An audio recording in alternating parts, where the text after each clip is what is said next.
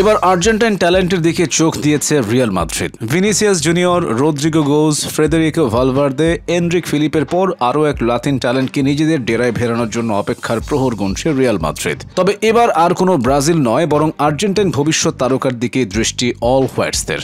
Argentine বিখ্যাত club river প্লেটের 16 বছর বয়সী ওয়ান্ডারকিড ফ্রাঙ্কো মাস্তানতুনোকে সাইন করাতে উঠে পড়ে লেগেছে রিয়াল মাদ্রিদের স্কাউট টিম। স্প্যানিশ সংবাদ মাধ্যম মার্কার সর্বশেষ আপডেট অনুসারে 16 বছর বয়সী এই রাইট উইঙ্গার কাম অ্যাটাকিং মিডফিল্ডারকে খুব দ্রুতই দলে ফেরাতে যাচ্ছে রিয়াল মাদ্রিদ। মেসি, রোনালদিনহো এবং নেইমার সুয়ারেজ এই তারকারা বার্সাকে যে সাফল্য এনে দিয়েছেন সেখানেই ভাগ বসাতে চাইছে রিয়াল মাদ্রিদ। তাই দেখে দেখে বার্সার মুখের খাবার কেড়ে নিচ্ছে তারা। ফ্রাঙ্কোর বয়স মাত্র 16। এই বয়সী তারকাদের কিনে রিয়াল সাধারণত ওই ক্লাবে লোনে রাখে, যেমনটা করেছিল এনরিকের বেলায়। কিন্তু ফ্রাঙ্কোর বেলায় এমন করবে না, ডিরেক্ট মাদ্রিদ একাডেমিতে নিয়ে আসবে। এখানে অবশ্য একটা কারণ আছে, ফ্রাঙ্কো মাস্তানতুনোর ইউরোপিয়ান পাসপোর্ট রয়েছে, আর এজন্যই তাকে সাইন করার পর মহাদেশীয় ফুটবল রুলস অনুযায়ী মাস্তানতুনোর 18 বছর পূর্ণ হওয়ার অপেক্ষা করতে হবে না। সাম্প্রতিক সময়ে রিয়াল মাদ্রিদের স্কাউটরা ব্রাজিলে তাদের কার্যক্রম জোরালোভাবে পরিচালনা করলেও বহু বছর ধরেই আর্জেন্টিনার মার্কেটে তারা চোখ রাখেনি। আর এই সুযোগ কাজে লাগিয়ে ম্যানচেস্টার সিটি, বেনফিকার মতো ক্লাব আর্জেন্টিনার ট্যালেন্ট সব নিয়ে যাচ্ছে,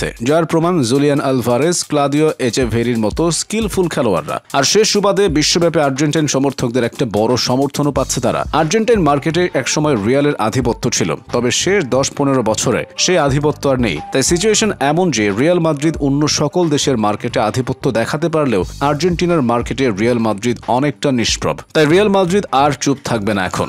ব্রাজিলের পাশাপাশি এবার তারা আর্জেন্টিনার ট্যালেন্টদেরকেও নিজের ডেরায় নিয়ে আসার চেষ্টা করছে। তবে ওকে সাইনিং করতে হলে একটু দ্রুত করতে হবে। ম্যান সিটি ইতিমধ্যে তার দিকে ফোকাস শুরু করে দিয়েছে, কিন্তু সচেতন আছে রিয়ালও। তারাও এত সহজে ছাড় দিবে বলে মনে হচ্ছে না। ইজিলি নেগোশিয়েট করলে এতদিনের ডিল ডান হয়ে যেত। রিভার প্লেট 45 মিলিয়নের নিচে ছাড়বে না, আবার রিয়ালও 45 মিলিয়ন দিবে না। আসার কথা হলো প্লেয়ার রিয়াল মাদ্রিদে আসতে চায়।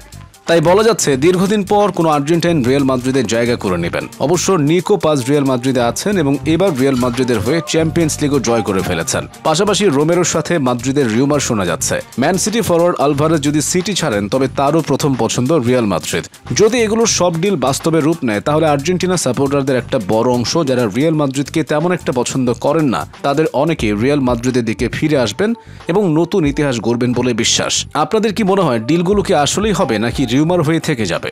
এখন দেখার বিষয় এই ডিল হতে ঠিক কতটা সময় লাগে। তবে এটা প্রায় শতভাগ নিশ্চিত যে ফ্রাঙ্কো মাস্তানতুনো হতে যাচ্ছে অল হোয়াইটসদের লাতিন আমেরিকার পরবর্তী বিগ সাইনিং। উল্লেখ্য, ফ্রাঙ্কো মাস্তানতুনোর জন্য river plate 45 million euro charge করছে। রিয়াল মাদ্রিদ চাচ্ছে এই অ্যামাউন্টকে নেগোসিয়েশন করে যত কমে পারা যায় তার মধ্যেই ডিল কনফার্ম করতে।